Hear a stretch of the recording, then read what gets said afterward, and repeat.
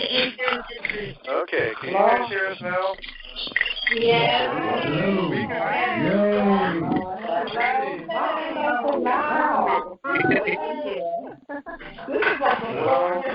Just tell us. We can hear you. Can everyone repeat that? I didn't hear you. It's time to get I can hear whenever I'm mute. We hear now.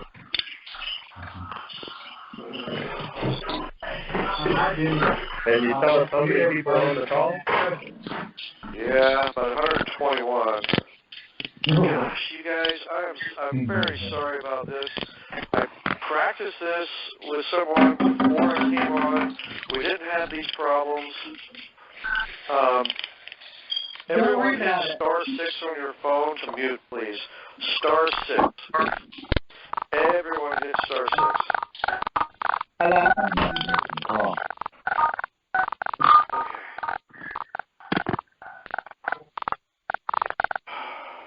Okay. Yeah, we have to do that, Dan.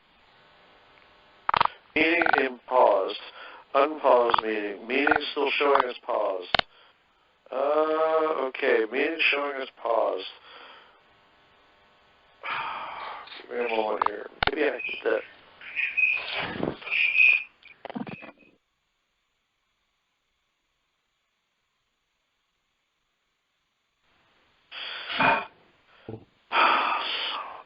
So, Chris, everybody can hear you, so let's start over. I know there's a recording here, but you guys, my name is Tad.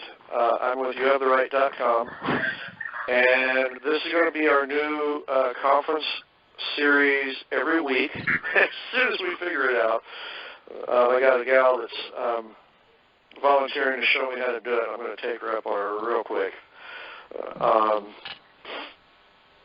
And we're going to record these calls. I'm going to put them up as YouTube videos. Everything we discuss on the calls is going to be free. However, what I'm going to do is I'm going to take these calls and edit them by subject and post them in the member section of my website, youhavetheright.com. And so we'll have that available to help you guys learn it a little quicker, or you can watch the YouTube videos. So, Chris, again, thank you. Welcome to the call. And tell everybody what you just told us before. Okay, y'all. Thanks for joining us tonight. I hope we got this all straight. When we started off, what you guys didn't hear was me and Tad talking about the concept that hit me as I was sleeping last night. There's folks who mute. Let's have a mute. We can't understand. There's too much noise in the background. We have the streamer back on. Yes, please. Yeah, everybody hit *6, please. I'm doing what I can to mute everybody without muting the conference.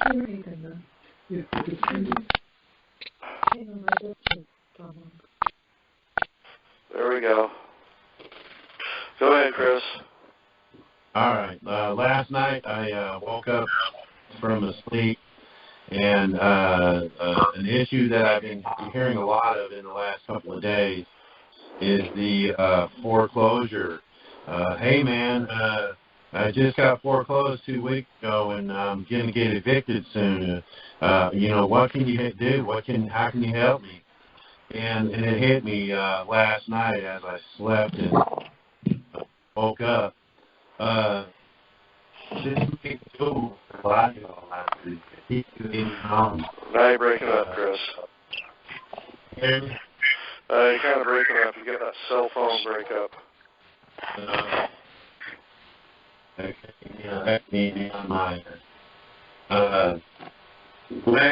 Is it better? Just keep.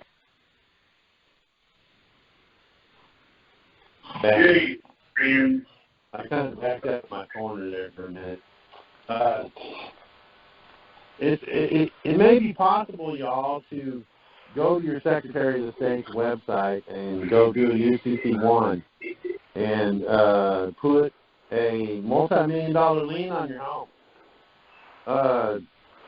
if you put a lien on your home is going to owe you more than the bank is claiming that you owe it. So you'll put them in a position where the house owes you more than the mortgage company is claiming.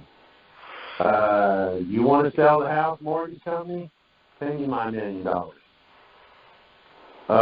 That may be a process to keep a lot of y'all in your home when all the other avenues that you've taken have failed. Welcome. The recording is started. Putting the different things that everybody's been trying. Put a lien on it. That lien's for 5 years, y'all. When you do a UCC1, it's 5 years. And then in 5 years, you can renew it.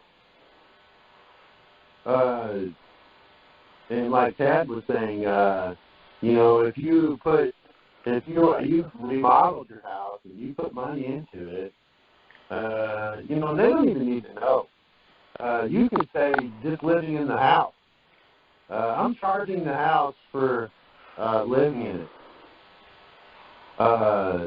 That may be a possibility. I don't know if anybody's tried it yet. I do know that I had a friend, he put multi-million-dollar lien on his trust on his Social Security account. And basically the reason he did that was to freeze it from anyone else using it. If you want to take $1 million out of my trust fund, well, then you're going to have to pay me the, $50 million, whatever it was he did. That might be something that you guys can consider that are in that dilemma of losing your home. And the thing is it's already paid for. That's good as putting a lien on it and buy you some time. Do everything else. That was just something that hit me late last night. And generally, when I come out of the dead sleep with an idea, they usually work pretty good. Some of you might want to try that. It's fairly easy. You just go to the Secretary of the State's website, and you look up UCC1, and then you fill out the UCC1, and then they're going to charge you. Tennessee, I think it's $15.50. They'll charge a little bit on your, on your credit card, but you may buy a lot of time to figure it out. Give them something to have to fight for if they want to try and take this. But that's just one thing I wanted to touch on before we got into this Q&A thing. Okay. So anytime you're ready, Tad, I'll answer any questions. Yeah. Let me do this. I've got, let's see. Got the young lady here who knows Jenna. Hey, Tad. It's Jenna right here. Jenna, okay. Jenna, I'm usually used to using TalkShoe. Uh-huh. And this is I've done a free conference call and a rehearsal with someone else before, and I did not have these problems at all. So maybe only have 150 people hopping on. Right. So how do we go to Q&A mode when everybody can hear us? Because Q&A is supposed to mute everybody, but we're still supposed to hear it. Yeah, I think what happened was I saw the Q&A flash by for a second. Right now it's saying meeting paused. So I think if you unpause the meeting, you'll be able to turn the Q&A on. If there's I've got two controls. I've got the web browser based control, and I've got the little download thing. Yeah, but the download doesn't give me the same controls as the web browser. Yeah, that is the problem. They tend to be different. I'm actually in the software right now. next time for next meeting, what you could do is you could set it up that everyone is automatically muted when they come on the call, so that helps to be clear. But for now, you might use the *5 just to mute everyone so it's not so crazy, and then you can get the meeting unpaused. And okay, so when they go. Yeah, we could do that. So, Jenna, hold on a second. Keep talking. I'm going to mute everybody. Okay. I'm still here. Okay, so that's not working. All right, so, again, folks, maybe you missed it the first time. I'm used to hosting these calls at TalkShoe.com, but right now, TalkShoe is showing everyone's phone number publicly, and that's not cool. So I don't want to expose everyone's phone number, so I'm having to use a different recording system. And I wanted one that had a video recording, which TalkShoe has, but for some reason this is really screwing up tonight. It's not doing what I want it to do. So, it's the police. It's the police. It's the police. Mr. Popo. I've had people send me messages telling me, well, I went to the TDOC and I looked up Laidley Brown and I looked it up every which way and it's not on there. What's going on? And then I went right in there and pulled it up. Took a picture of it and sent it to this lady that asked the question. One of the ladies that asked a question about it. Yeah, he's there.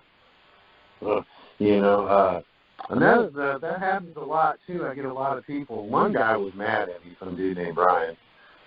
He got all mad at me. I went to the IRS. I called the IRS and I asked them for the forms, and they said you got to be a lender to get the forms. And then he asked me how to go about it, and I said all you got to do to get those forms, y'all, is Google how do I order IRS forms, and it'll take you right to their link to order the forms. And the guy said, another thing too, I was watching your video and you know what?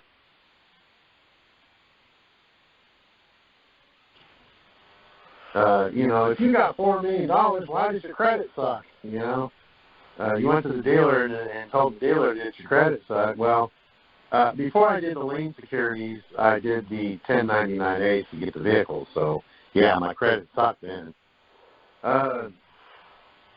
There's, I get that all the time.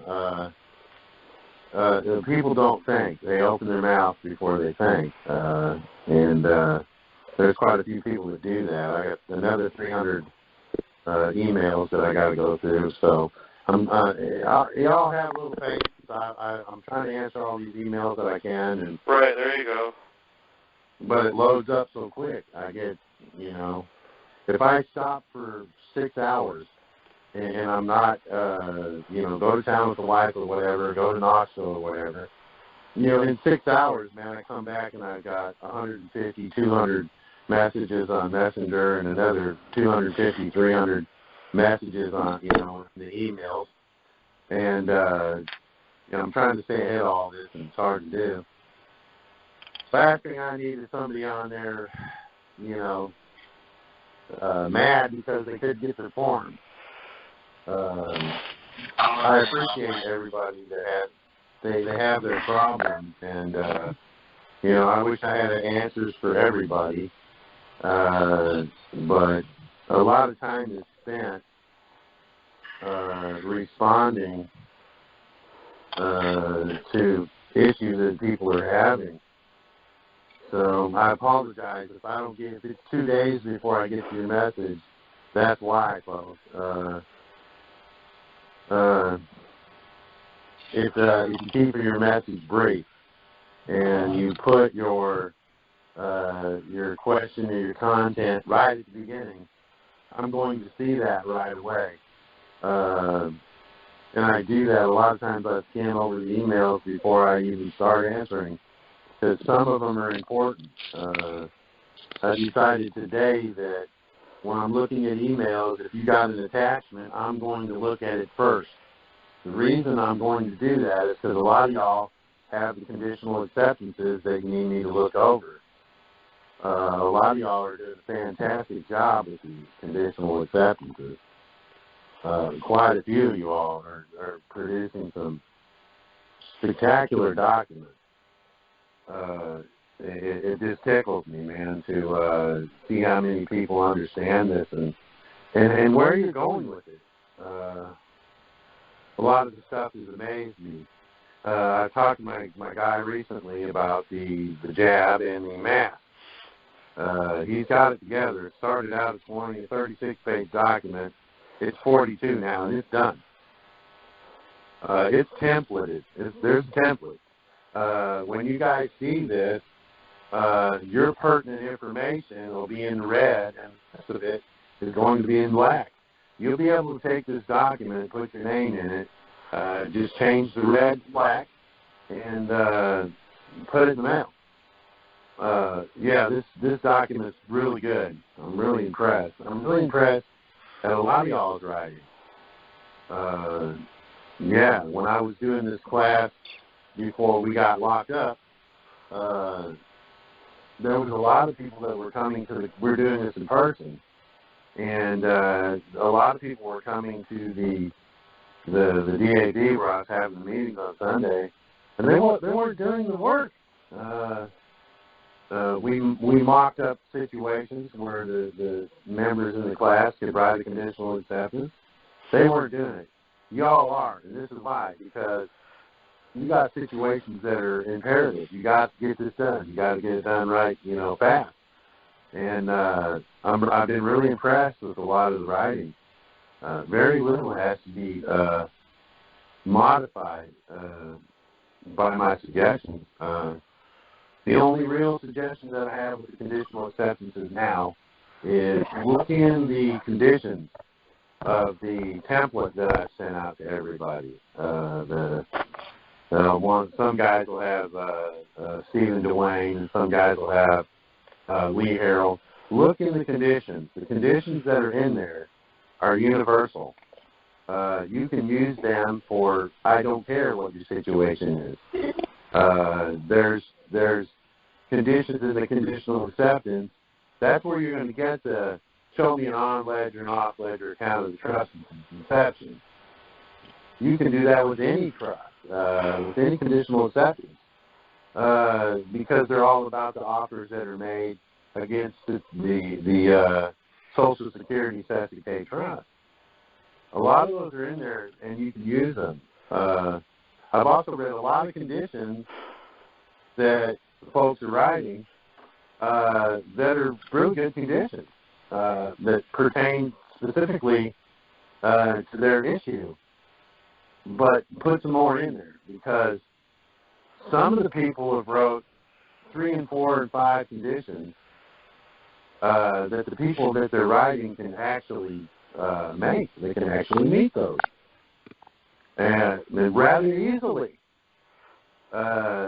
And the object of it is to write those conditions to where they can be met, but with great difficulty in the amount of time that they have left to answer them. You don't want them to. You don't want them to be able to answer these conditions.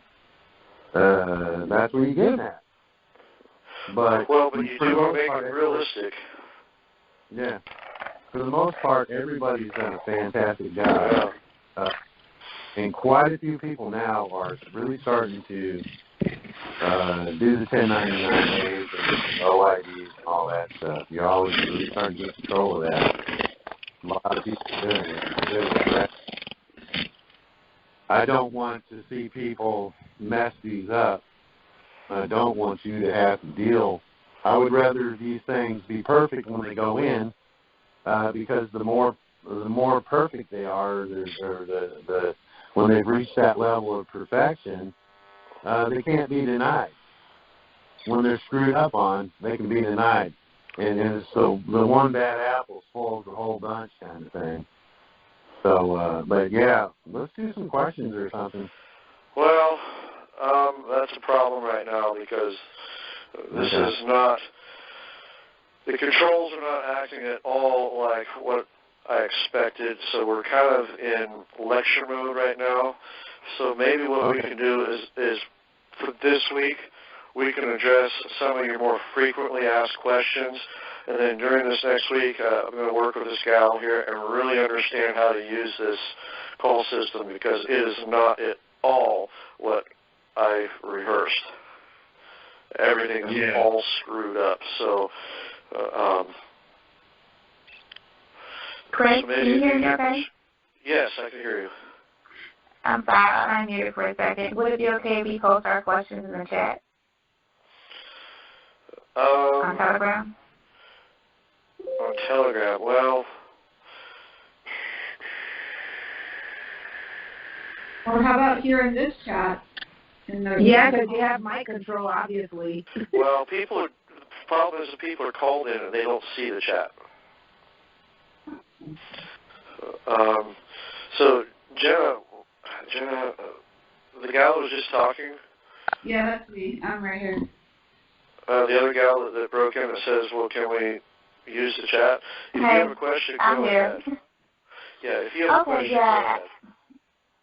I do have a question, actually. I had a situation with a business partner where he broke the agreement that we had, and he ended up keeping my money for the business. And I was talking with my friend, you probably know her, Hoppy, and we were trying to come up with a way to go about serving him. So would you say the right steps would be to send him a notice first, or an invoice, and then afterwards send him a conditional acceptance letter? What's the what do you think that would be if you sent him an invoice? The phone was breaking up. I didn't hear your question. If he sends you the invoice, what do you think that? Or if you send him the invoice, what do you think the outcome is going to be? I want to give him. I want him to pay me, which I know he's not going to pay me. So I just want him just to have notice. You can do that. You can send him a notice and look, you owe me this. He scammed you out of the business, no doubt. You owe me this. And what's going to happen is he's not going to pay you. Because that's the way greedy people are. So what's the offer? What is it that you will conditionally accept? I want him, you mean like as far as like money? Is that what you're asking? Here's the thing, folks, conditional acceptance. Hang on there, okay? Here's the thing about conditional acceptance. You can do them on anything. Where's the offer? This guy offered to steal business from you. Okay? If you send him an invoice, he's going to offer not to pay you. Right? When you do a conditional acceptance, you have to think about what is the offer, and then that's how you address the issues in it. You would say in the facts, when you do the facts on the guy, break it all down, how you went through this business with this dude, and, put him in the position in the facts that he's going to agree to the theft and the shenanigans that he pulled. And then at the end, he's going to have 10 days.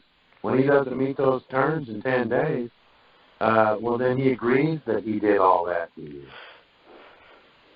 Okay? Okay. So think about the first thing with starting a conditional acceptance is the facts. What are the facts? What happened?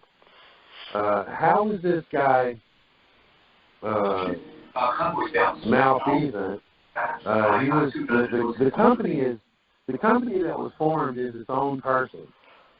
Okay, you both of the owners are beneficiaries of the company. So when something goes on inside the company, you have strife and theft and and all this other stuff. Put that in the fact. We had this problem with the company, and we disagreed on this and that, and he basically stole the company. You're going to, in the facts, you're going to blast him, put him on blast. You stole the company. Because in 10 days, he's going to agree that he stole the company. All right? That's how these things work. He's going to contractually agree. You can send him an invoice if you want. You can do that. And then see how he responds. What's the offer he's going to make? The offer is not to pay you. Okay? Seeing how you're not, I'm going to conditionally accept your offer not to pay me. And that's how you'll start. He's going to make you an offer not to pay. Mm-hmm. Now, you can forget that. You ain't getting any money. They're offering to steal the company from you.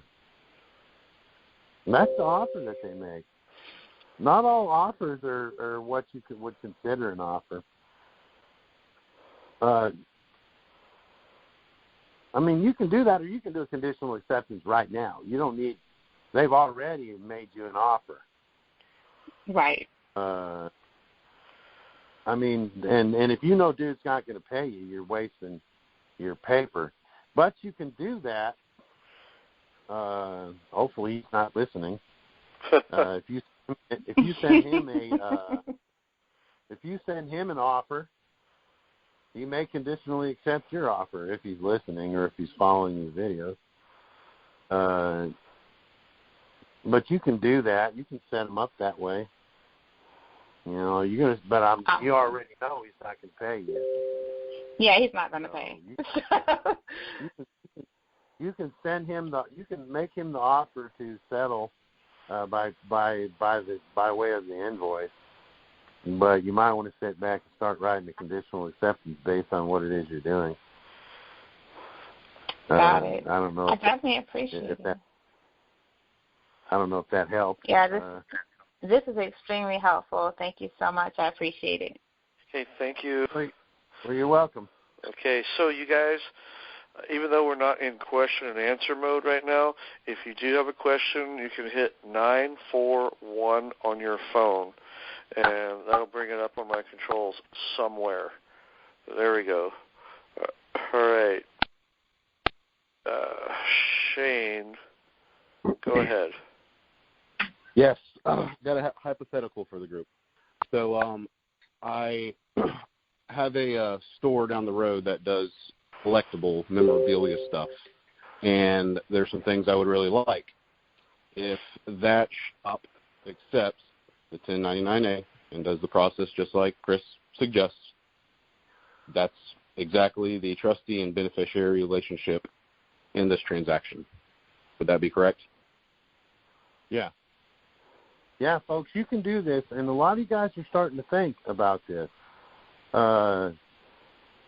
Like I was talking to, I think I was talking to Tad earlier about this. Try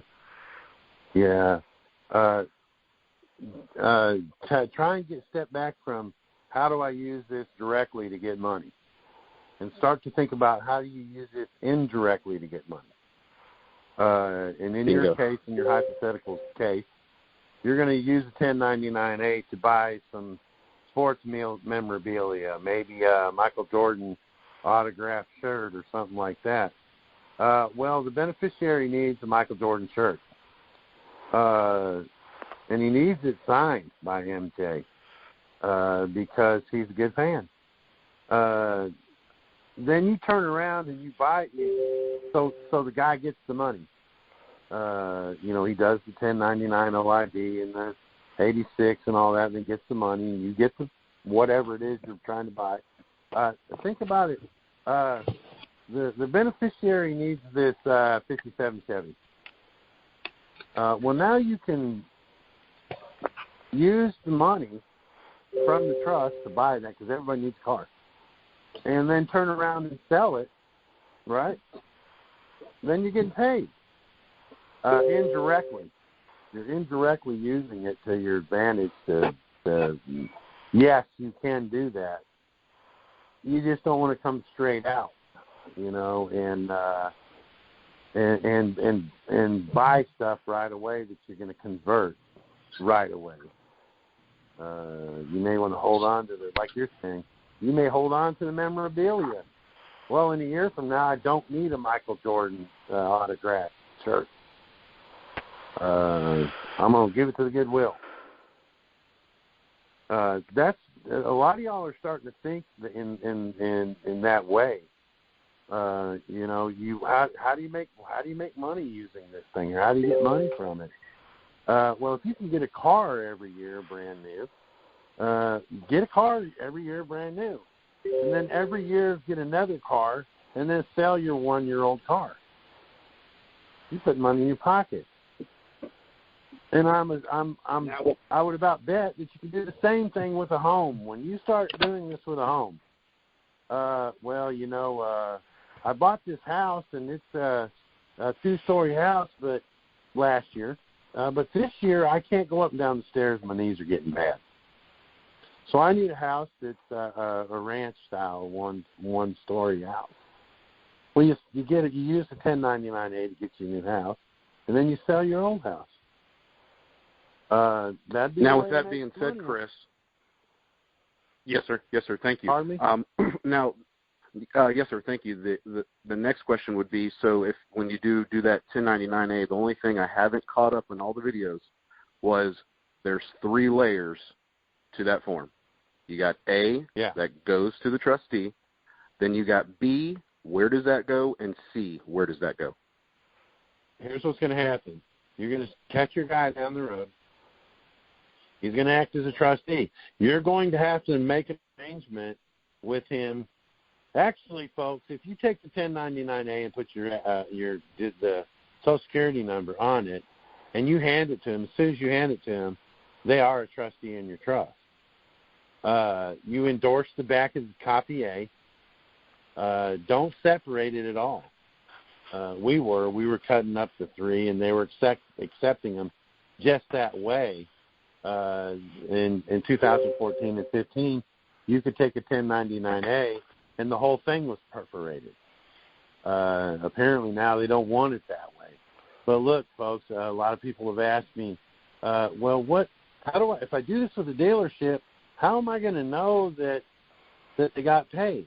Well, when you take the 1099-A and you fill it out, and then you open it up and you sign the back of copy A, right? Give the whole thing to the trustee.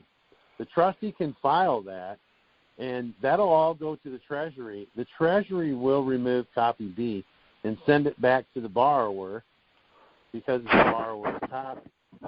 And you've got the address on it. It will come back to the address that you wrote on the 1099-A.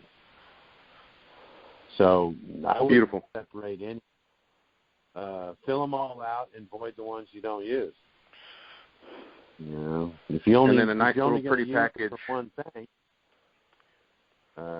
then void the other 2. Void the middle one and the bottom one. And you're going to get. I gotcha. Okay.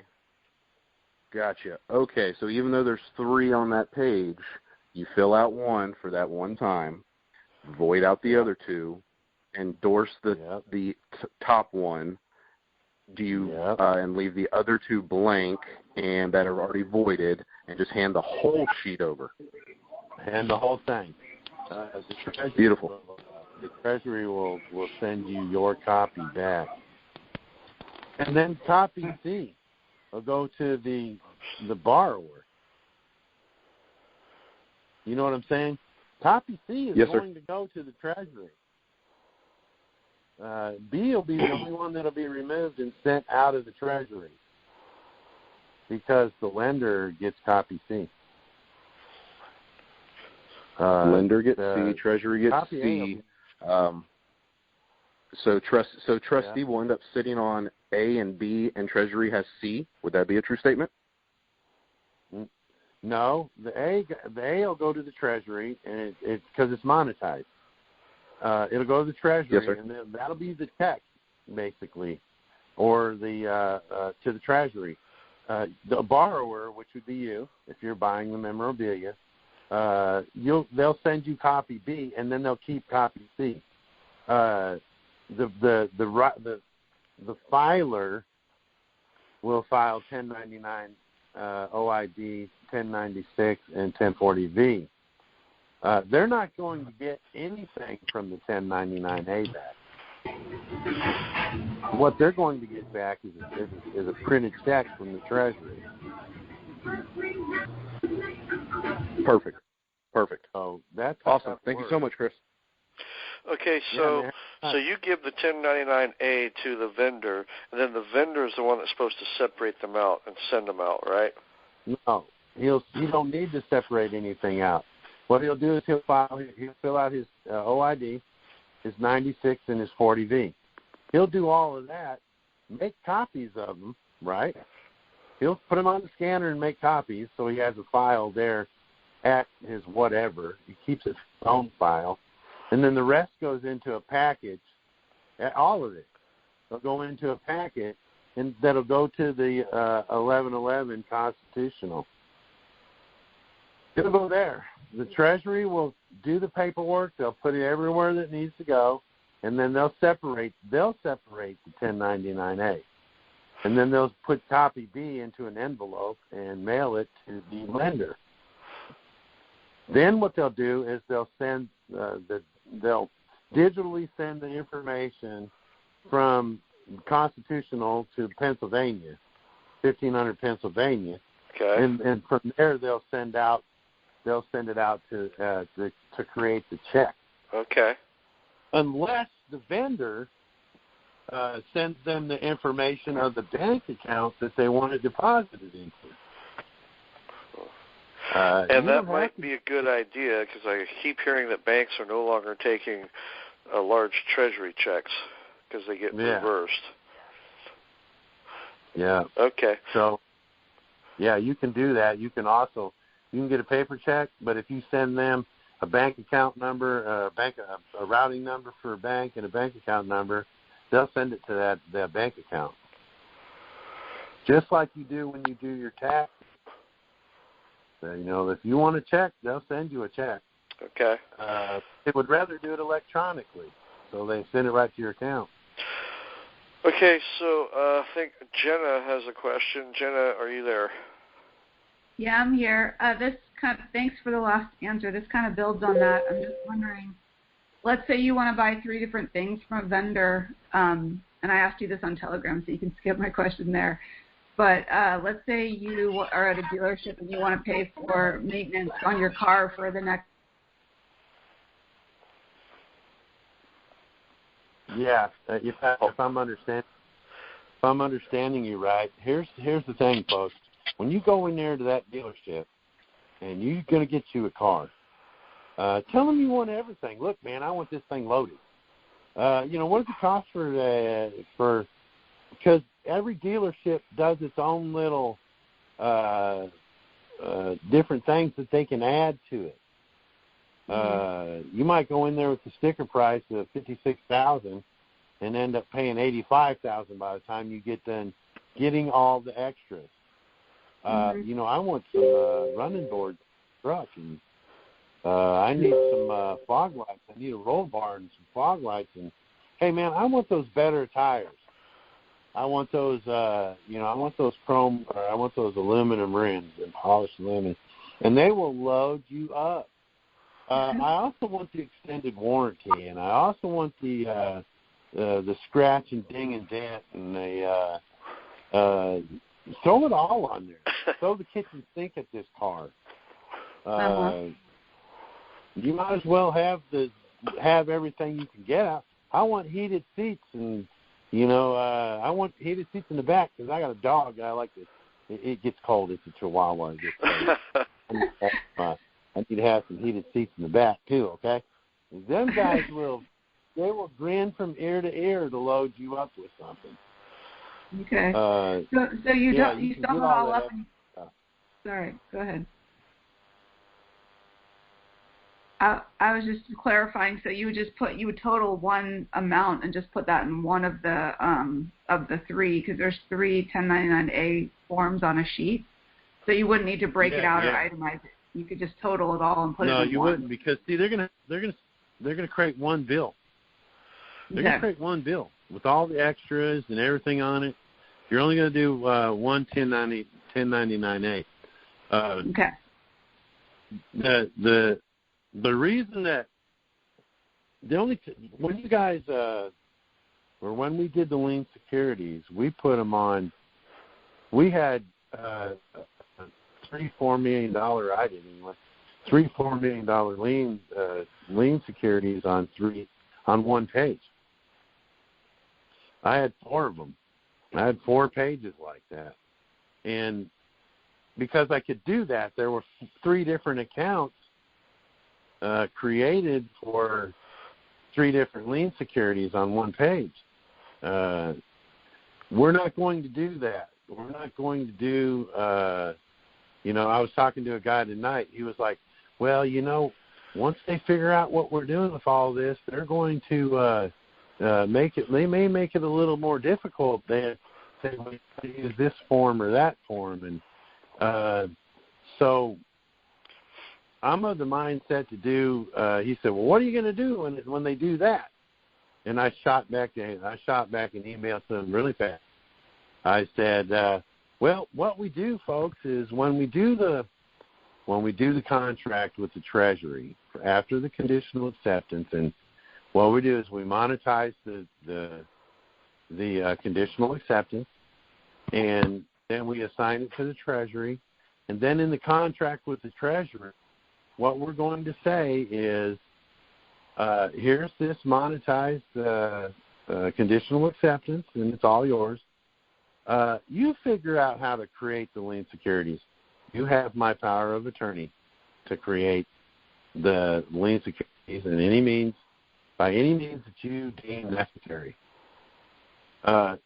What you're doing is you're putting the Treasury in the position to create the liens. If the Treasury wants their 35%, well, then they're going to create the lien securities.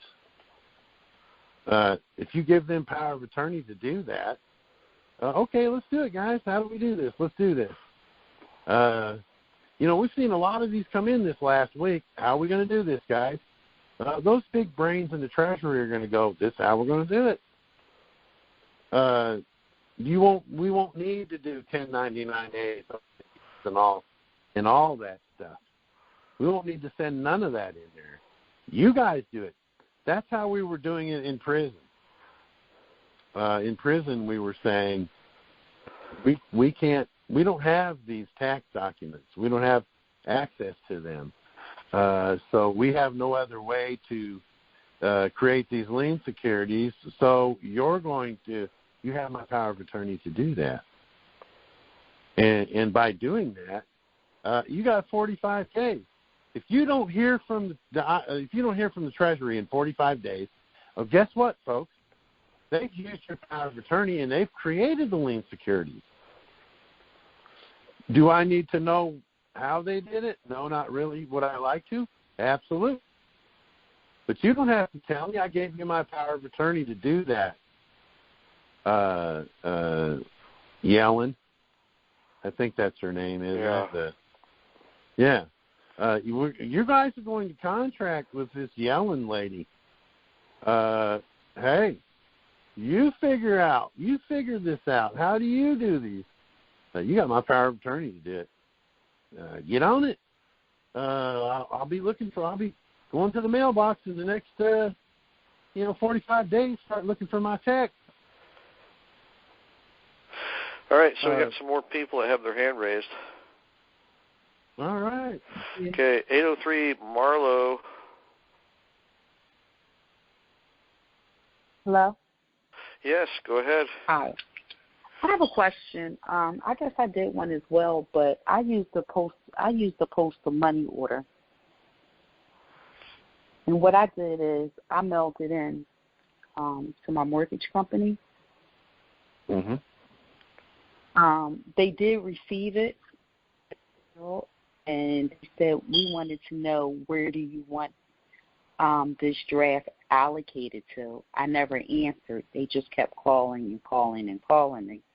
But they never returned the money order. Well, but I did do, it is receipt. I did certified mail, and I did return receipt request as well. Yeah. You got a contract. You got a common law contract via the postal rule, and they received. And they left a voicemail message. What do you mean? Where do I want it allocated? Where do you mean? What do I want it allocated to? I sent you a freaking money order to pay this. Where do you think I want it going to?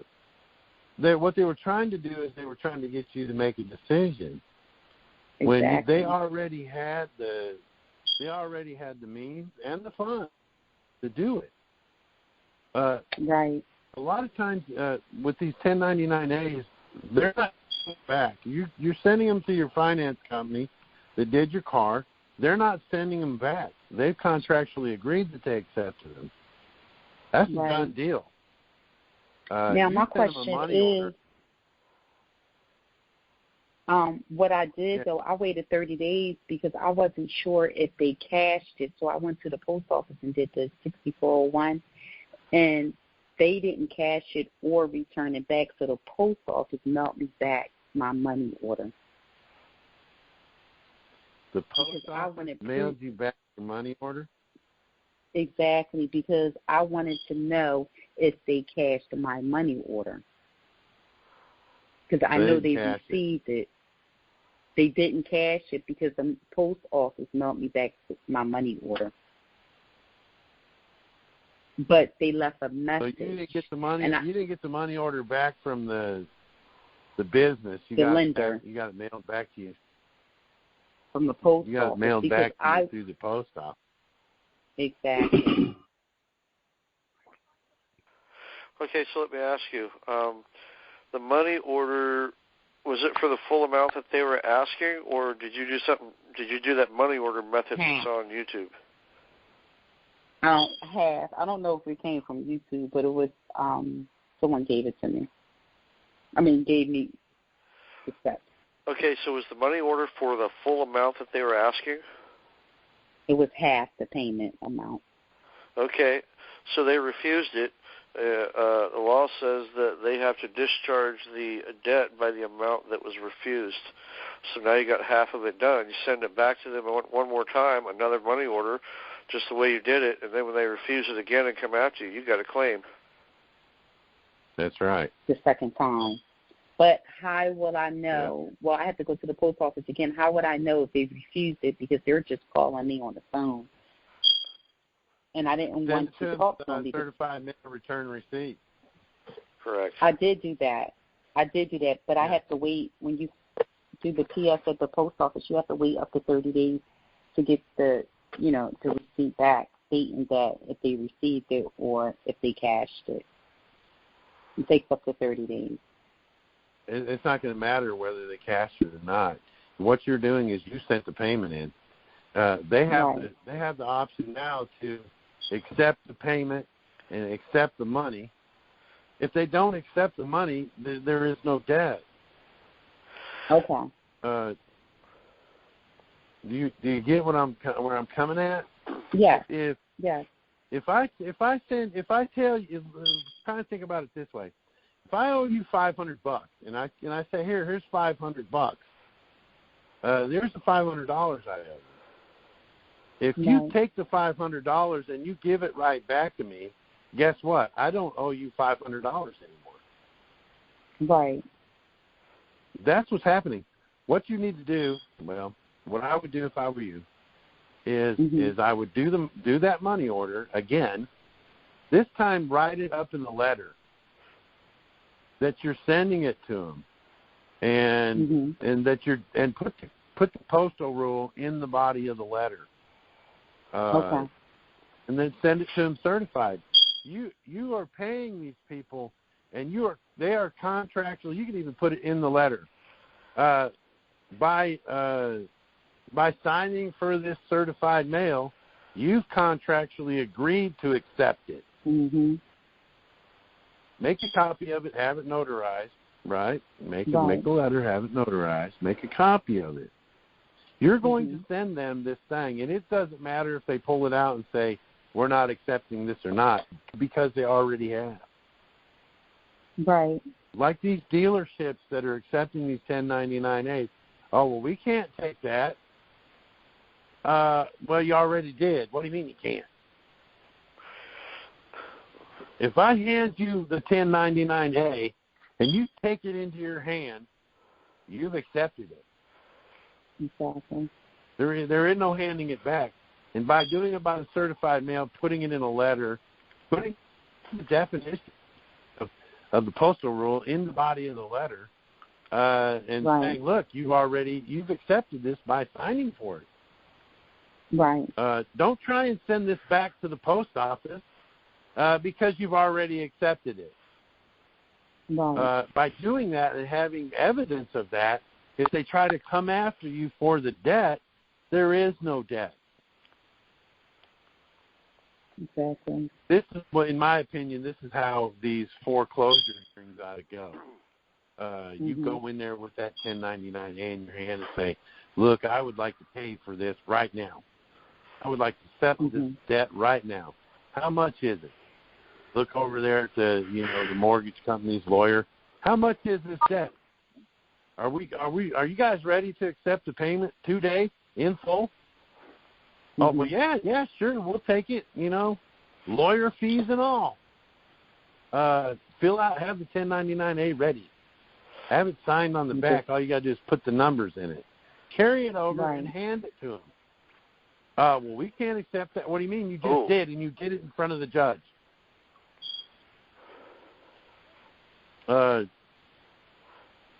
Because when you offer to pay someone and they refuse, there is no debt anymore.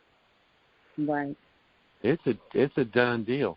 If you sent a thing and only paid for half of it, half of your debt is gone.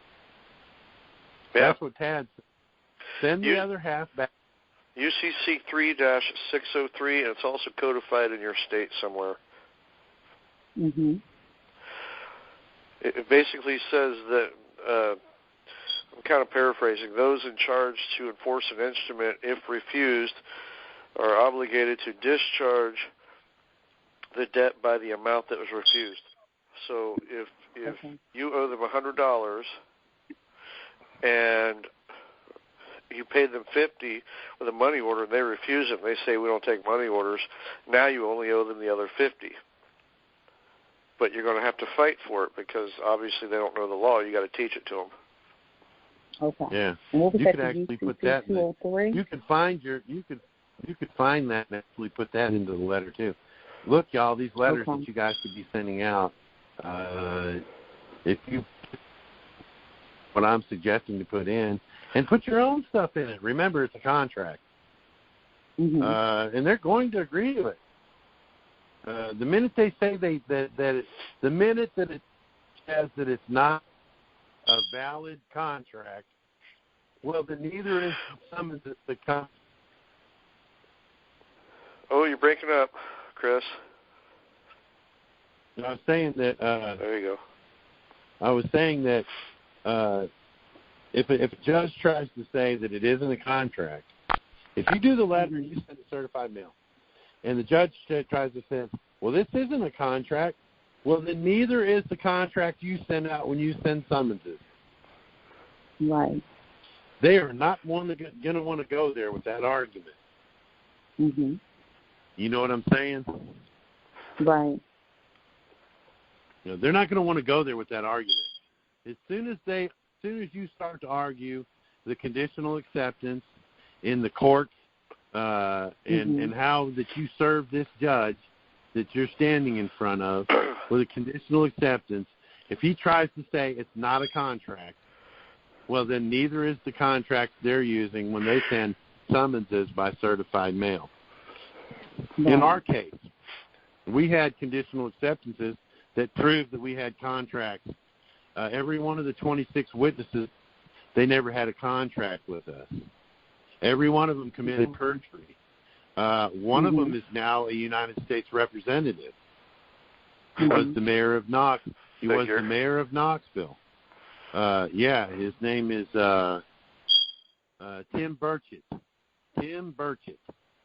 He is now a United States representative in Congress.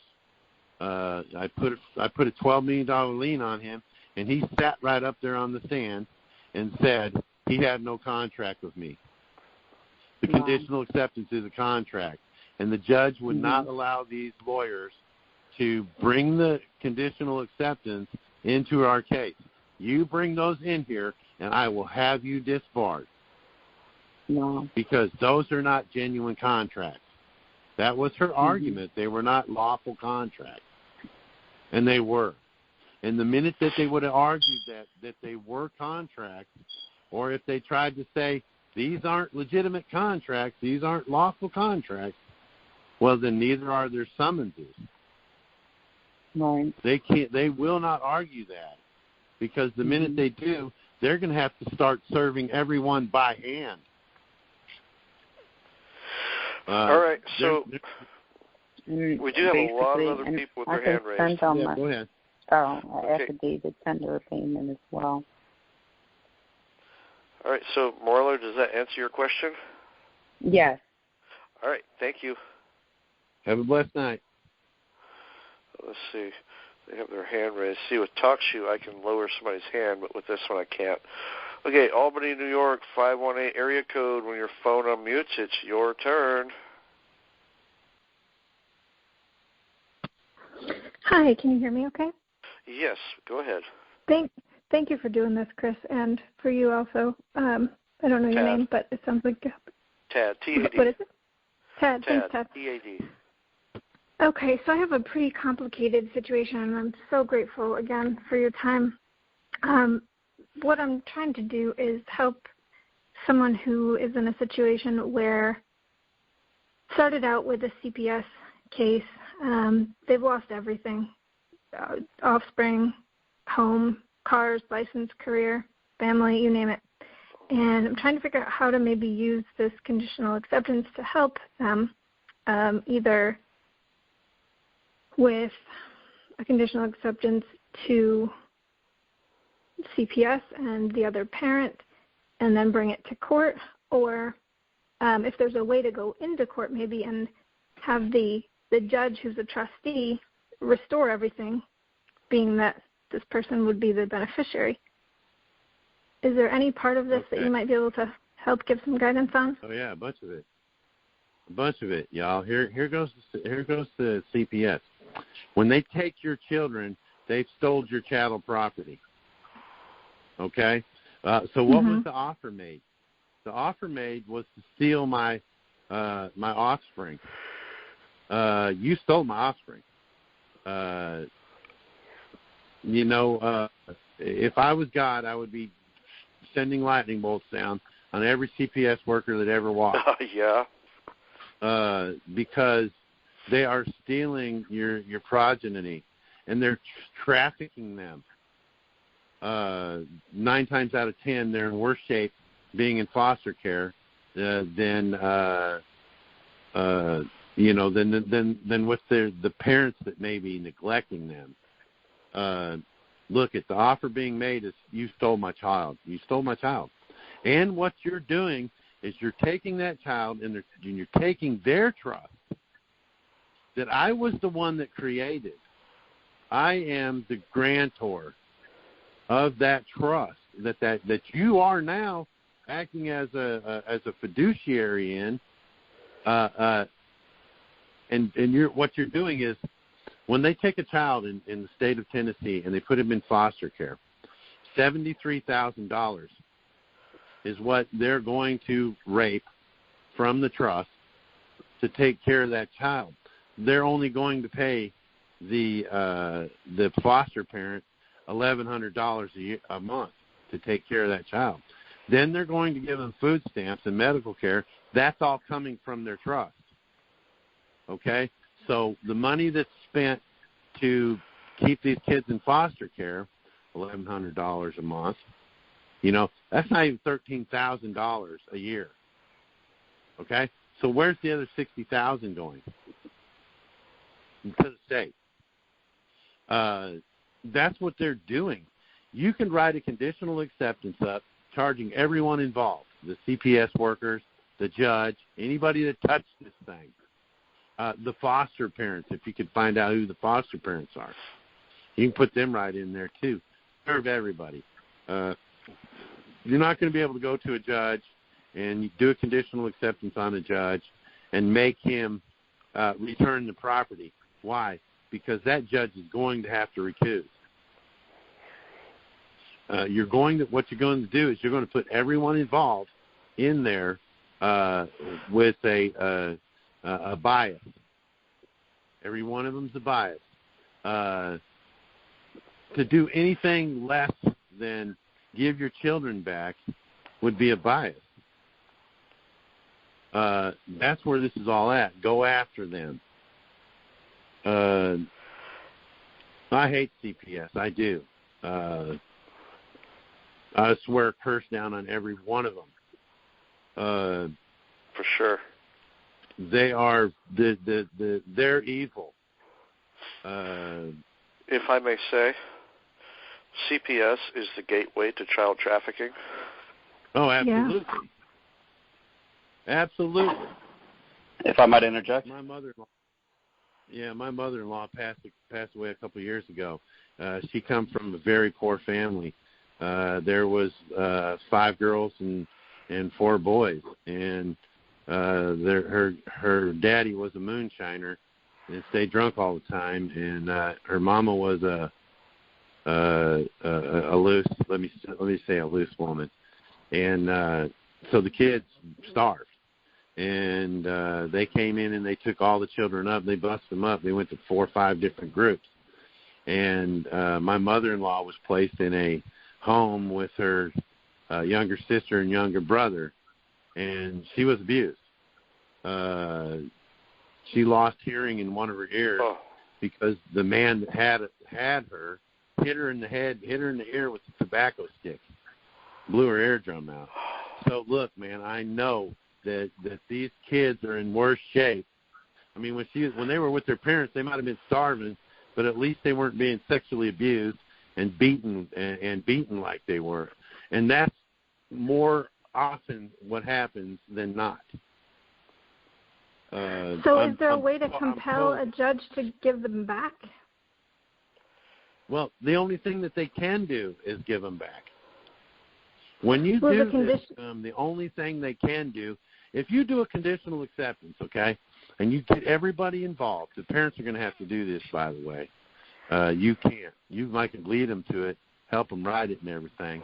But when push comes to shove, it has to be the parents that does this, okay? In the conditional acceptance, you can put all these conditions in the conditional acceptance, okay? And that's all these conditions are option A. You have option A to meet these 14 conditions. Or you have option B to meet this one condition, return the children to their rightful owners. Right? Okay, and you give them the option to do that, or we're going to create these multi-million-dollar liens against you. That's how we were doing it in prison, folks. In prison, I modified the conditional acceptance. Before prison, I didn't give you option B. It was option A, because I'm going to put the freaking hammer to you. In prison, we used option B quite a bit.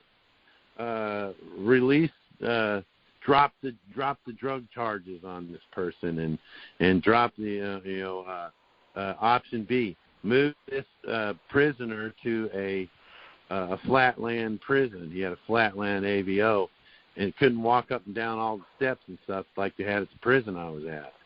So one of the options was, their option B was, remove me to the prison of my choice. And his 5 days after we served the warden's asking the guy, what prison you want to go to? I'm going to have you out of here in 2 days. Okay, so it's very powerful, it sounds like. Is it possible then to put in this option B would be to, return the parents good name, restore the home that they lost because of the defamation that made them lose their career. Could. Yeah. And who would it go to? If everyone's biased by putting them in, would that then go to the DA, or who would it go to? It goes to everybody. When I first did this over child support, I laid out all my child support documents, 15 and a half years. And every judge that ever signed any one of those documents got it. The county mayor, who was acting as a public defender on behalf of me, I got him for $4 million. Every person whose name showed up on this, they got it. And the same thing would be in your case. The social workers get it. The director of the Department of Human Services for that state. If any cops were involved, the cops get it. Their sheriff gets one. Their chief of police gets one. You start naming off everybody, and when you say, I'm getting the cop and his principal, well, you're also getting the sheriff, you're getting the chief of police, and you're getting the city. Okay? That's what we're doing out there in Eugene right now. I told Mindy, I said, add the mayor. If it's a municipal court, then you got to get the mayor in there too. That's what we were doing. That's how I got the mayor. That's the state the representative in Washington D.C. right now. He was the mayor. That's all he was the mayor. He didn't even have a dog in the race, but we were going after the county. We were going after Knox County, and he had to be the mayor, so he was there. That's how I would do it.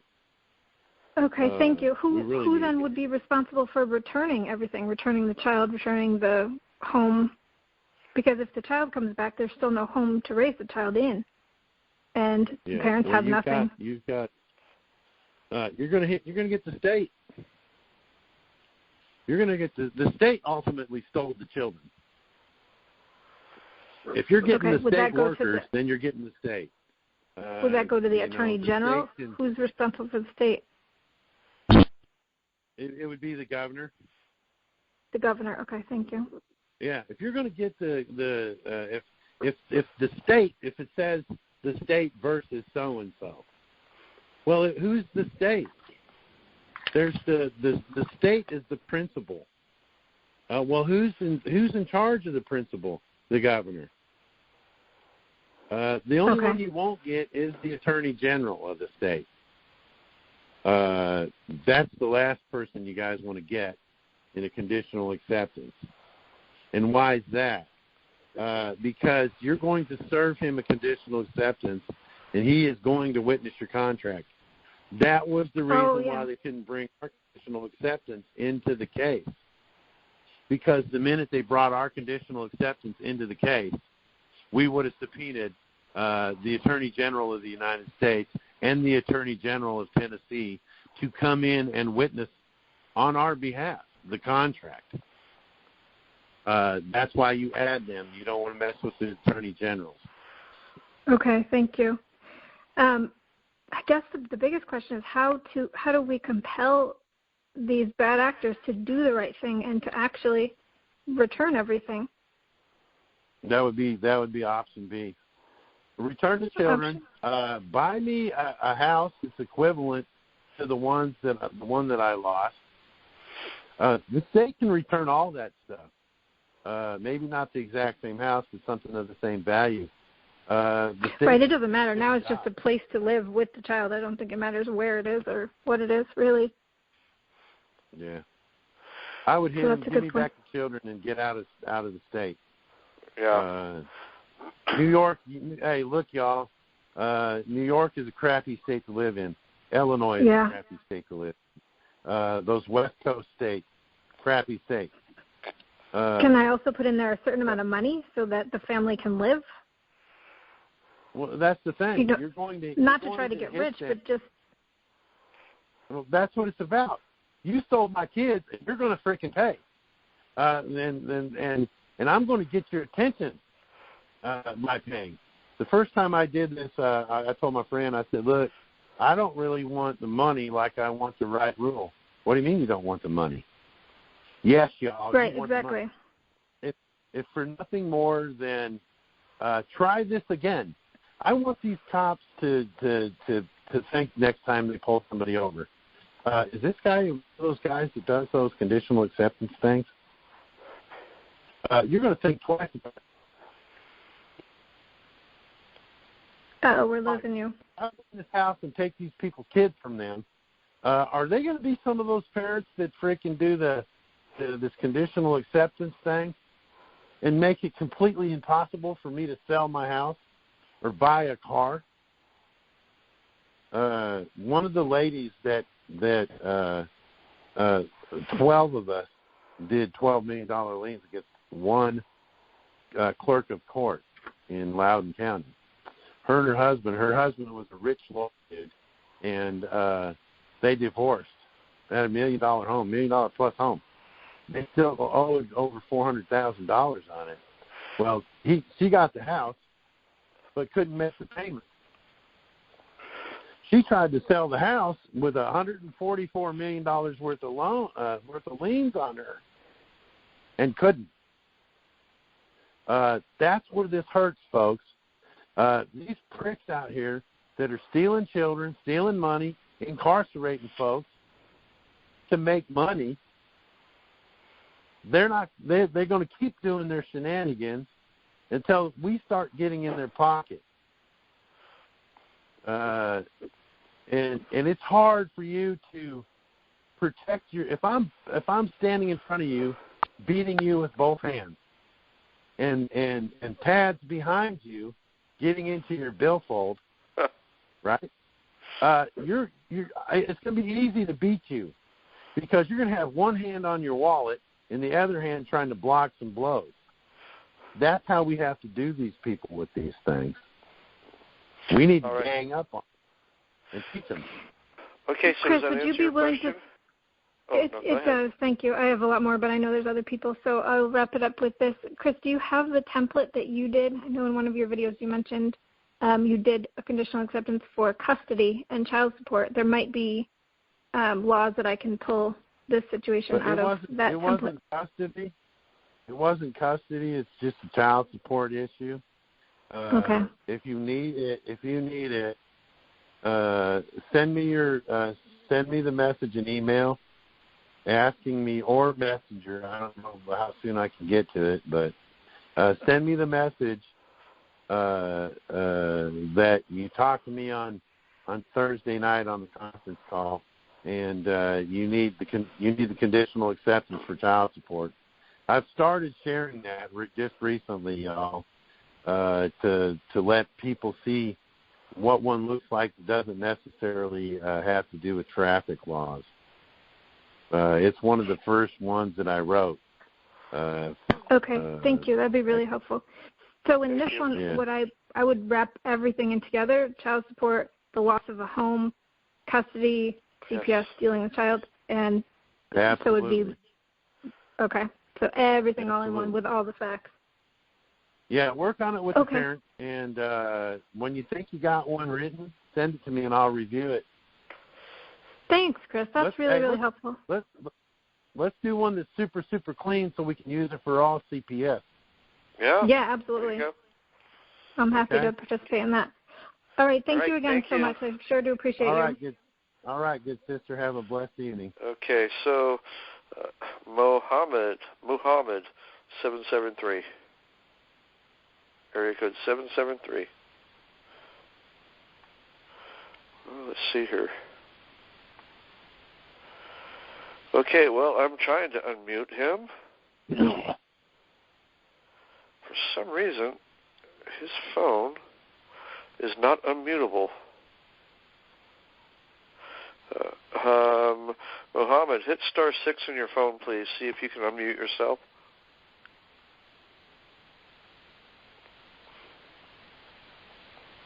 Okay. We're going to move on. Oh. Hello. Greetings. Oh, yes, you made it. Okay, good job. Fantastic. Greetings again to everyone.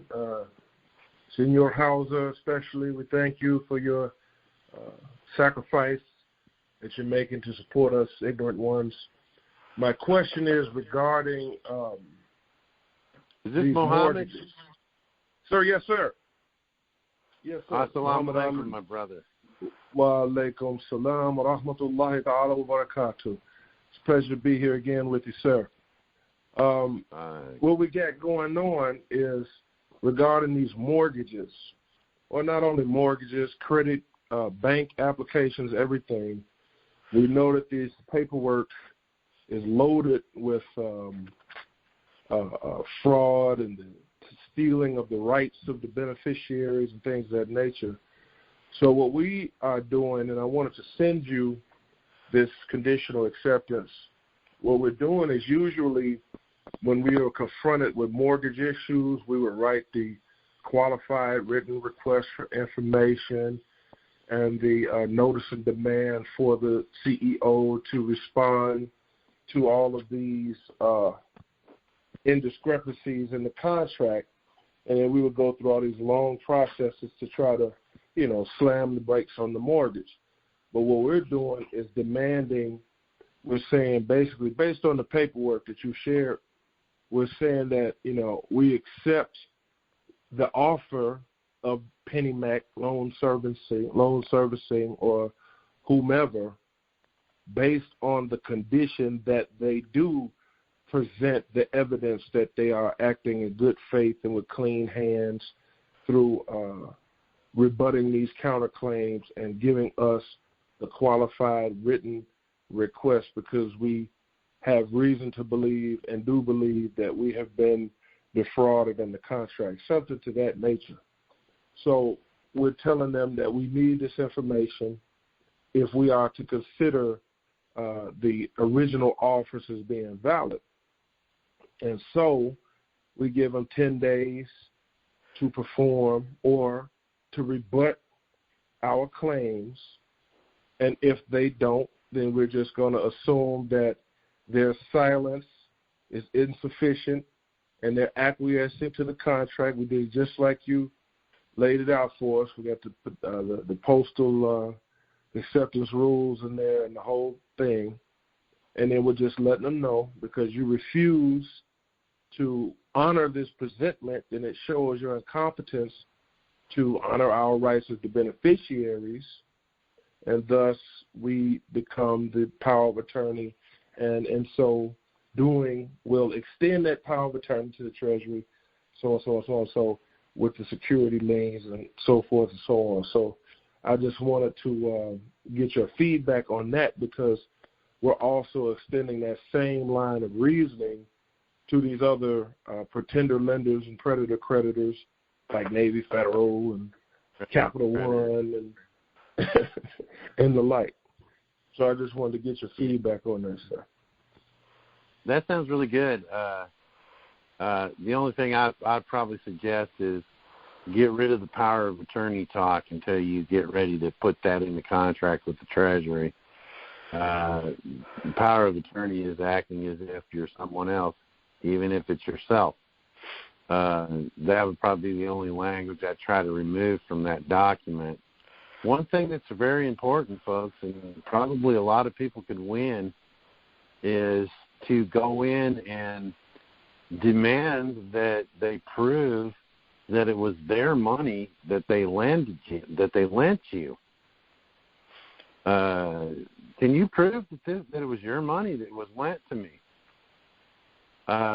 When it's the full faith and credit of the American people who back the dollar. To me, y'all, that's a great argument. How can you say that you loaned me how can you prove that you loaned me your money? Can you prove that? I read it in CFR while I was in prison. And banks can't loan you their money. They can't loan you their depositors' money. There's federal law that says that they can't that they can't loan you anything but from the bank. Their bank can't loan you their money, and they can't loan you the other depositors' money. Well, whose money is it that's being lent then? There's only one other person that could be lending the money. That's you. That's why I think that's a great argument. If you could put that in the conditional acceptance, that's one of the conditions. Prove that it was your money that paid for this in the first place. They're not going to be able to meet that. That's going to be something they're not going to be able to meet. Not without telling on themselves. That's why I use the on ledger and off ledger.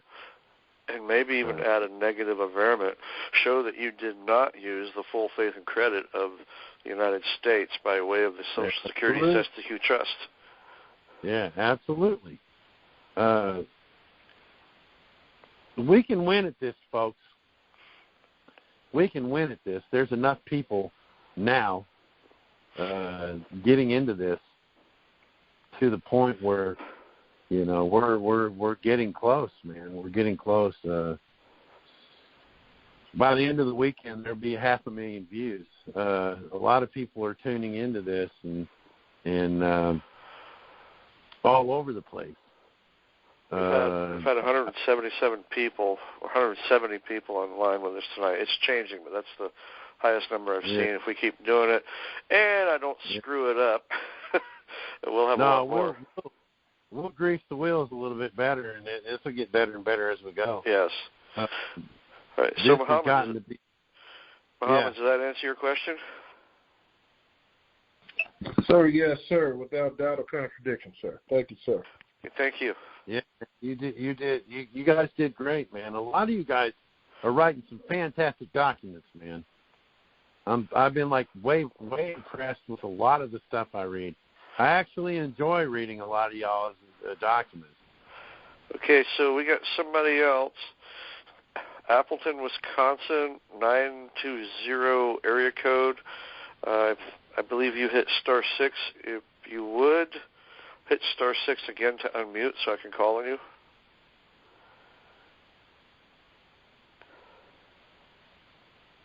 Nine two zero area code 572. Hit *6 on your phone so we can call on you. Otherwise, we got to move on.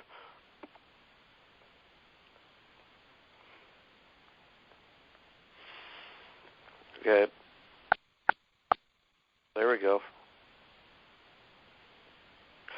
Okay, Shreveport, Louisiana. You just unmuted. Go ahead. Hey guys, how you doing? Yes. Tell us your question.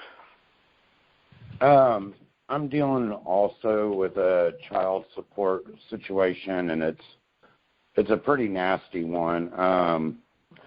But anyways, basically I had custody of my kids. My ex-wife was a behind-the-scenes meth head, I guess, and she started turning my kids against me.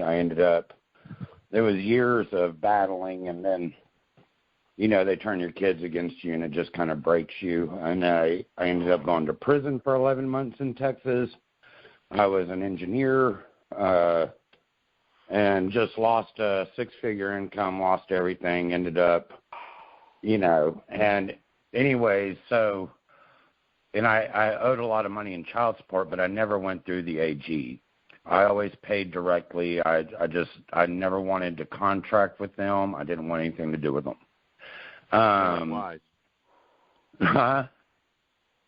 Yeah, that's because I never, outside of the postal rule, which I just learned about in your videos. I really appreciate your videos. I'm just trying to get up to speed.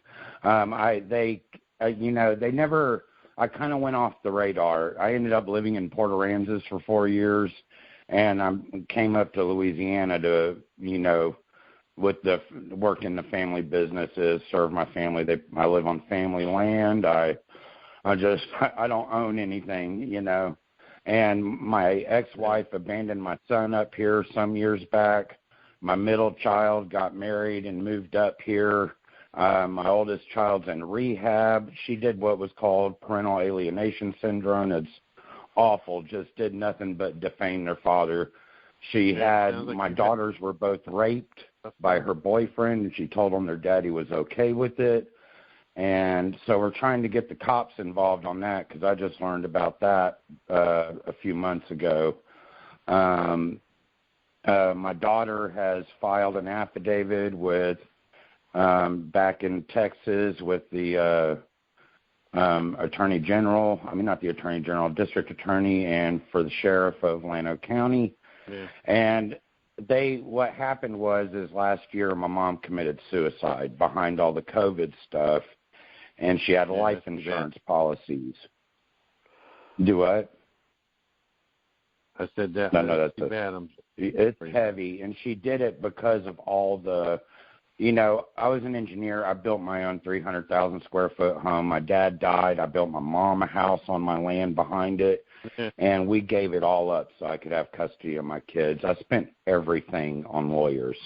I mean, just all three of my kids' college educations went to attorneys, and she still just kept coming at me. Well, now I have over $100,000 lien against me from child support, and because my mom had 3 life insurance policies, and for me and my sister, and it's not much. It's like $30,000 for me, and then for my sister.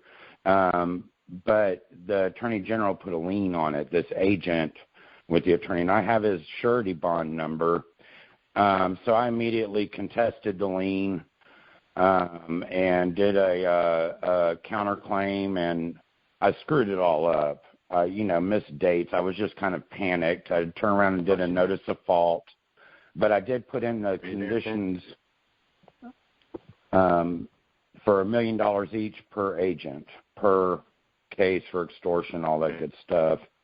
I've got it to. Man, where do you want to? Let me ask you, man. Where do you want to go with this? I'm trying to, I would like to destroy this agent. I want him to lose his job. I want his bond. But we're trying to get the guy that molested my daughters put in prison through the sheriffs. My daughter's taken that action. I'm just trying to get them my mom's insurance, my children lost their future. And so I'm trying to get the money for them. She's trying to sue me. She's homeless, my ex-wife is, and is living with her mom, trying to get enough money to get another attorney to come after me from my mom's. I mean, it's just that awful. Hey, here, let me give you a little advice on your legal problems you're having right now. Okay. Stop giving them jurisdiction, man. That's what you have. I've been cramming your videos. Okay. That's the first thing if I were you, that's the first thing I would do. Stop giving them jurisdiction. When you do that and you mess with these clowns, what you're doing is you're giving them a reason, and you're giving them permission to lay these freaking bullshit contracts on you. Stop messing with the freaking jurisdiction. Well, I think I've done half. I didn't agree to anything. I think I'd actually sent you an email the other day with half the stuff in there. It's a mess, but I didn't give them jurisdiction. I claimed secure party creditor. I didn't know about the beneficiary signature, and I got them all the way through the notice of fault and with a power of attorney and with a counterclaim of $1 million. I put a $6 million on this agent.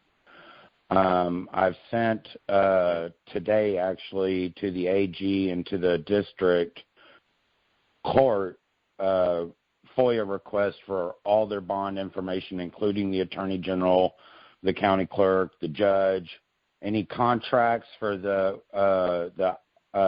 Title 4D agency. I sent a notice of lien, a notice of intent to file a lien to the agent.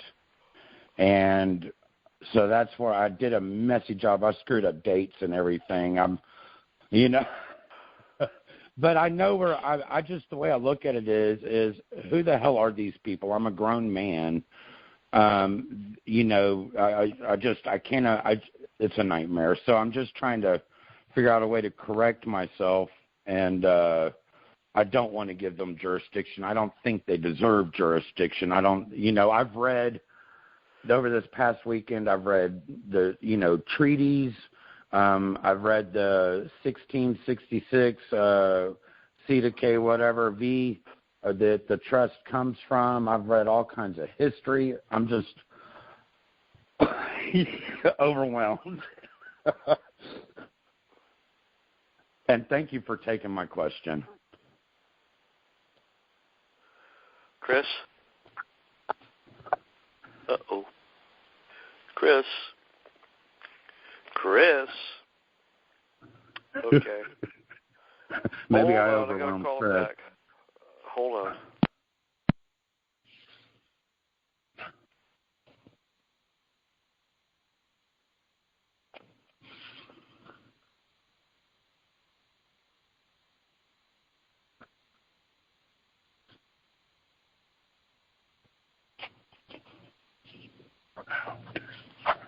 Okay, so Chris, what was the last thing you heard? He was talking. I told him to that stop giving Stop jurisdiction. messing with the jurisdiction, and if you want to stop these people, the conditional acceptance is the way to go, folks. Anytime you want to shut the legal system down, do a conditional acceptance on them. Once that happens, they have contractually agreed that they did to you whatever it is you claim they've done in the conditional acceptance. They're biased. Do I go? What part do I do a conditional acceptance on? Because I've already kind of come down the tracks a little bit. Do I just start back over? Okay, you got some legal paperwork from somebody, right? All I got was a lien, a notice of lien from the agent. I've got a few of the statements. And I've gotten letters from the insurance company. I have a ton of information from my kids, but that's not legal notification of anything. Well, what you got to think about, bro, is the offers that have been made. What offer has they made you? The offer to lien you. They've offered to lien me for the $120K. Yeah. Okay. Start going after the offers, y'all, are coming in by mail, right? The postal rule, they're making you offers. Right. Start with that, and then start looking at the people. This agent, you got his name. If you got his name, you can find out what his address is, and start putting all this. The ex-wife. Okay, you got her address, don't you? Yeah, I'm about to send her a. What I'm saying? You got child support. You got child support paperwork, don't you? I don't have any of my. I've lost everything, so I literally came through the other side with none of my. So one of the things I asked the district court for was in the FOIA request was a certified copy of the whole cause number that all this goes around with my divorce. That's what you need to get. Once you get that, that's Exhibit A. Okay? Yep. The offers that are made, folks, that you guys get, the letter you get because they refuse to take your 1099-A to pay off your bank account or whatever, your mortgage, your loan for your automobile, that's Exhibit A. You're going to talk about it in your facts, and then you're going to say, see Exhibit A. You're going to put that all in between the conditional acceptance, mark them Exhibit A, Exhibit B, Exhibit C, or 1, 2, 3, however you want to do it, and then put them on top of the last page, the notarized page. That'll put them into the contract. That's the offers that they're making you, and that's what you got, dude. Your divorce, your child support case, that's leading to all your woes. You got a lot of woes, brother. You got a lot of woes. I have a blessed life. I really love this life. Yeah, hey, despite all the woes. You're only here. Be thankful you're only here for a vapor, and then you're gone. Okay? This is a vacation, so enjoy it, because sooner or later the ship comes in. Do what you can to make I do have an an off-topic thing. Is I'm kind of been looking at this since way back in 2012 with the Creditors and Commerce guys, and I've just had this overall feeling that, like, whatever that national debt is that we're, that they're putting on us, and they're about to bank the. I think they're, with the Great Reset, they're about to, foreclose on our mortgage. Is pretty much what they're going to do. Is there any way that we could collectively set off, settle, and close our national debt with this technology? Give back unto Caesar what is Caesar's. Yeah. Okay, guys. National debt is a lie. There is no national debt. There's a budget that they like to run their government on. Think about it this way. All these years y'all been alive, and you've had all this debt. You've got credit cards and a mortgage and a house and all this debt. Think about it. If you didn't, I get emails all the time. How do I use the 1099-A to pay for my groceries? And my response generally is, damn, dude, if you're using a 1099-A to pay for your house and your car and your insurance and your all this other stuff, you're worried about a $200, $300 grocery bill? How much do you want? If I'm getting $6,000 a month at a job, and I'm not paying any of those other high payment things, you'd think I'd be able to afford a little bit of groceries. That's what this is. That's what this is really rolled out to. The government. The reason the government says we have this huge national debt is the same reason why you go to work every day. And I got to go to work. How many people you think would go to work if they knew they didn't have but a handful of bills? If your bills, your groceries and everything, didn't come to $400 a month, would you be out getting up every day and putting your boots on and going to work? That's actually what my bills are every month. You know what I'm saying? Right. You know what I'm saying, though? It's if you think that you have a lot of debt, well, you're going to work the overtime. You're going to go to work and get 40 hours in. The government wants you to think that we're freaking broke so that you'll go to work. So that you'll pay your taxes. Well, I got to pay my fair share of the taxes, or the government's going broke. I've studied a little bit about this Great Reset thing, and I don't think it's going to happen. What we're doing, folks, to actually improve the country.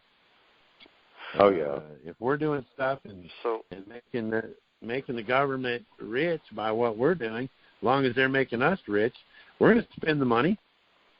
It's time to invest in those yacht companies, guys. All right, so we got some other people. Got some other people that have their hands raised. Chicopee, Massachusetts, I believe. Chicopee, 413 area code. If you would hit *6 on your phone, so you can self-unmute, because I'm not able to do it for you.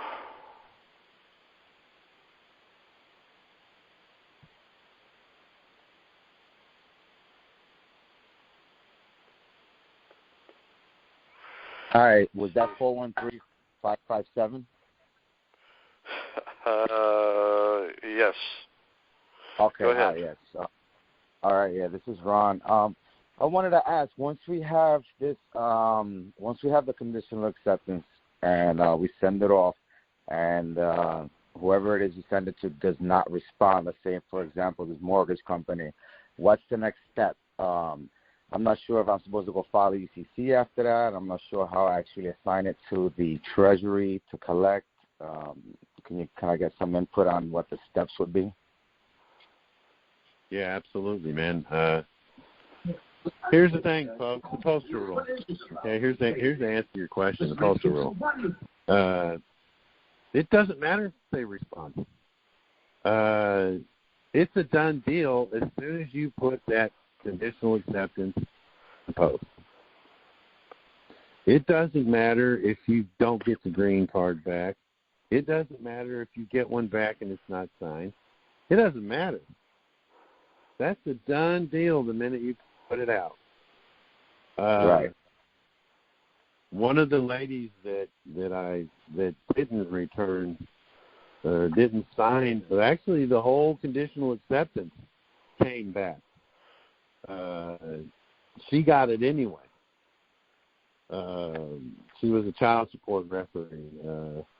There was her name was Luann Blue.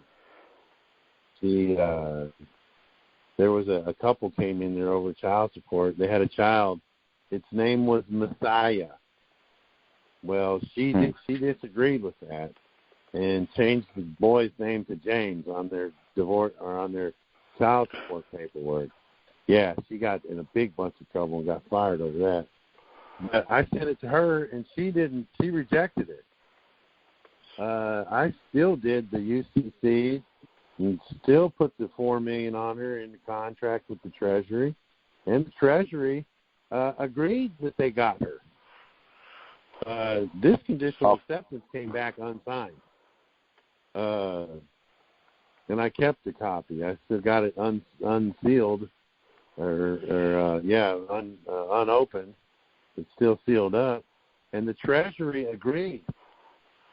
Okay, in the contract with the Treasury, she was one of the 12 that I sent off for $4 million, and the Treasury agreed with the filings that I sent. How do I know? Because they didn't send it back.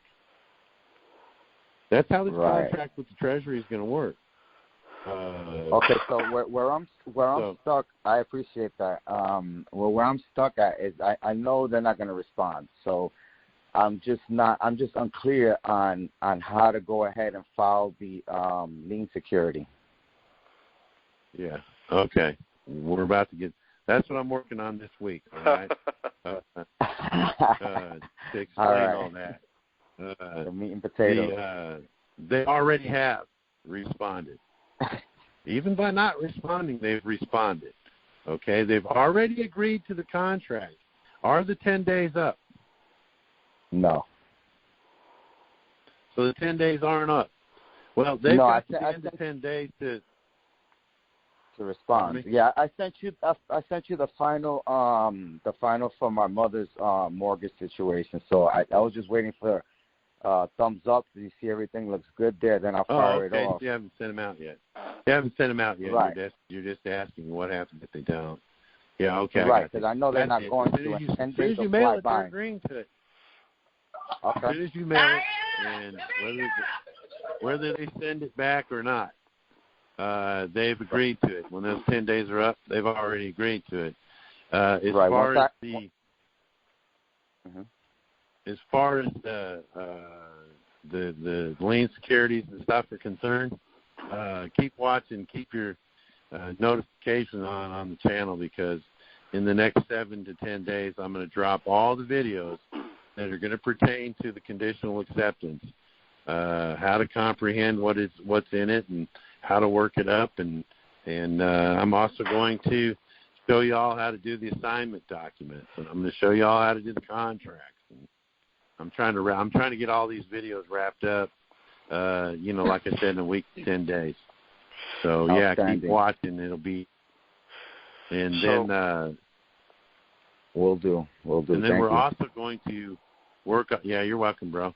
We're also going to work through the details of those videos on platforms like TADS right here, where you'll be able to call in if you're unclear about one part of the the video or something like that, you'll be able to come here. We'll be able to talk about that.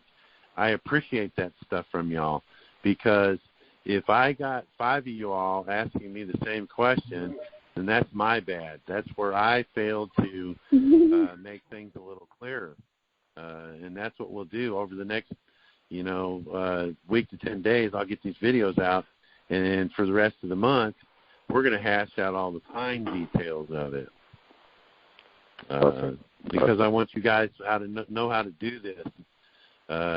If we're all doing it and we're doing it properly, then we all stand a better chance of being successful in this. That's right. I'm going to work on something. How do you pronounce it? Chicopee? Yeah, that's pronounced Chicopee, but that's a neighboring town. Okay. I'm in a neighboring town, and just FYI, I'm an IT professional, so if you need some help, I'm more than willing to donate my time and help to assist you with whatever platform it is you're working on now. Oh, I think we got it. Okay. Dude, you don't sound like you're from Massachusetts. There's a Boyd on the coins, and he's swiping. Yeah, I'm originally from New York, though. Yeah, I've only been in Mass for that's why. 9 years, but I'm moving to Florida soon. But I'm originally from New York. I hear you, man. All right, thank you for the call. Yeah, thank you, brother. Okay, so we're at 2 hours, and we still probably have 20 people with their hand raised. So, it's just morning. What was that? However long you want to go, Tad. I got this, man. So I tell you what, folks, let's do this. We're going to hold these calls every Thursday. I've got a gal that's going to train me better on how to use this platform, and so hopefully we can be more efficient about this. TalkShoe I know inside and out, but unfortunately they're not doing very well right now. So, and this platform was not as easy for me to learn as I thought it would be. So I will take care of that this week, and we'll learn how to send out the link so you don't have to call in on your phone, but you can log in kind of like a Zoom meeting, except it's not Zoom.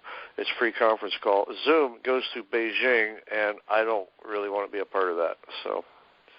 Yeah. Hey, Tad, plug your website again, and if y'all want to get on his email list where he can contact you with this information. Yes, if you want updates on these calls, when they're going to be, what the number is, go to my website, youhavetheright.com. That's spelled Y-O-U. youhavetheright.com. Join our mailing list. It's a double opt-in system, so you gotta log in, look for the email in your spam folder, take it out of the spam folder, and then accept it, and then click on it, and then it goes to the site, and then you're double opt-in, okay? It's a pain in the butt. We have to do that because of spammers and stuff, and I hate it. But and what I'm going to do is this week I'm going to take this call. I'm going to do my best to upload it as a video. I don't know if it got recorded properly as a video or not. It's all screwed up. But I'll take the audio, and I'm going to break it up by subject. And while we were talking tonight, I was thinking of the different subjects that we could have. Conditional acceptance, how to do it. Conditional acceptance,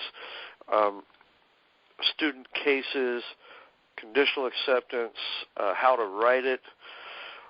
And these are different categories. So we'll take this call, and I'll take each one of these callers and break them apart and then categorize them.